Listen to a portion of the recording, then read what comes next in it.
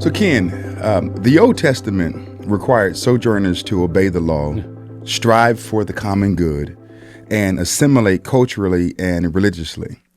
How does today's mass immigration compare to that biblical model of assimilation? Well, it's very much at odds with that model, and you know, the Bible has it correct, and not surprisingly. And when we deviate from that good path, we create problems for our society, and we've seen them at massive scale and more massive in recent years. But really, we're now in 10, 20 years into encouraging an open borders policy that has terrible consequences. I would say as a Catholic, we have what the Catechism of the Catholic Church, and it has one section, 2241, for anybody interested, on immigration. It says rich nations should be generous with their immigration policies. I'm paraphrasing, of course. And America is the most generous nation in the world, so no issue there. But I want to read the last sentence about the obligations of the immigrants. Immigrants are obliged to respect with gratitude the material and spiritual heritage of the country that receives them, to obey its laws, and to assist in carrying civic burdens. That really is assimilation. It is respect for the law. By definition, if you break into the country, it's the national level of breaking and entering, you are not abiding by that precept.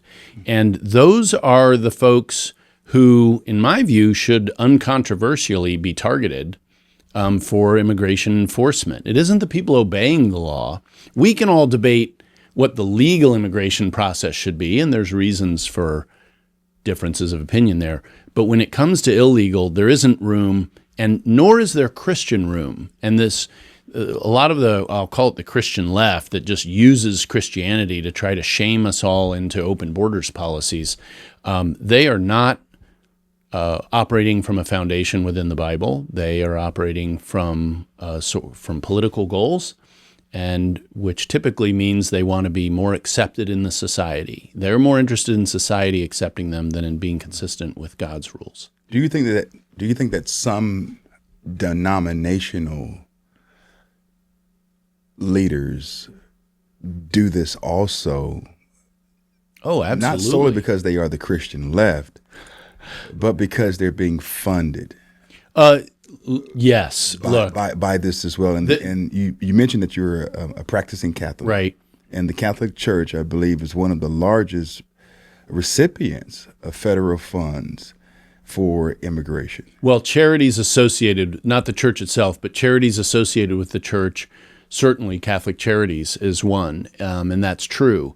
That's very true, and it has been a source of controversy within the Catholic Church for a long time. This is not something Catholics just accept. It affects Catholics' donations to Catholic Charities. In other words, it drives them down. But there are, there's an open debate frequently among American bishops about the role of immigration policy and how many people do we have in the pews. Hispanics are historically more Catholic than most of the rest of the world. So from a pure marketing standpoint, there are bishops who look at that and say, hey, this is a real opportunity for us to grow our churches. And numerically, that's true, but at what expense? Well, at the expense of the law and the principle of the obedience of the law. And certainly, I mentioned the official Catholic position is that immigrants are supposed to obey the law, and they're just turning a blind eye to it. So you wouldn't call that evangelism? No, no. I'd call that marketing. Yeah, and you see the problem too that it is often downstream of other theological problems, and it is. The problem in the Catholic Church in America is how it's been hemorrhaging numbers in the Hispanics and elsewhere to Protestants, and I think part of that is that people can spot in the pews if they're being sold something, right? If you're there because of some marketing trick that's been decided upstream, chances are you're not actually. Well, let me getting much comment for the non-Catholics watching. The Catholic churches that aren't hemorrhaging are the ones that stick to the precepts. Exactly. That stick to the beliefs that came tracing back to Jesus Christ. That's right. And churches that stick to that, now I'm talking parishes, bishops that stick to that, do better, bleed less congregants than the ones who try to make you feel good, who play along with the media narrative. That's right. That's not where God is. Right. I want to get you something specific that's in the primer. The primer warns about temporal punishment for disobedience, including dispossession of lands and loss of heritage. What lessons should Americans take from this biblical warning? Well, I think, first of all, we should be aware that if we have a type of community that exists through time, a nation, one that doesn't just vanish if a couple people leave, but persists through time, then the question is what kinds of situations might arise that would pose an existential danger to that community. And those are quite serious. And we see historically that there are many nations that have vanished from the earth because they've lost their territory. And this actually struck me when I was looking into this, just how much in the Old Testament, how much we see signs of God's warning his people that if they're not faithful to his commandments, if they don't uphold his law, this is one of the forms of punishment that can take place. And then, of course, the great episode of this in Israel's history is the Babylonian captivity. So we should be aware that historically this happens, biblically, theologically. This is one of the consequences that comes about when people are not faithful. And then third, just thinking more, if you will, phenomenologically, reflecting on possible experiences. What a trauma it would be to lose our territory, lose our sense of our heritage, lose a sense of who we are as a people. And of course, this is one of the problems we're facing right now. People trying to figure this out and deal with this. We see other countries in the world, I think very often of Western Europe, and in this sense, just what kind of position that many people there are now in, where they have what's called in France the lost territories of the Republic, areas where people feel like they can't go to anymore because they really are in a foreign country.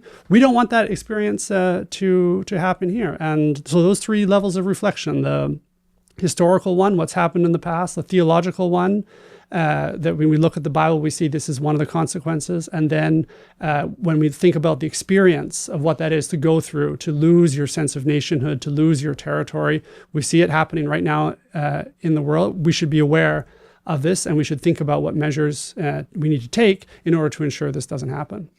So, Ken, let's talk about rule of law and justice.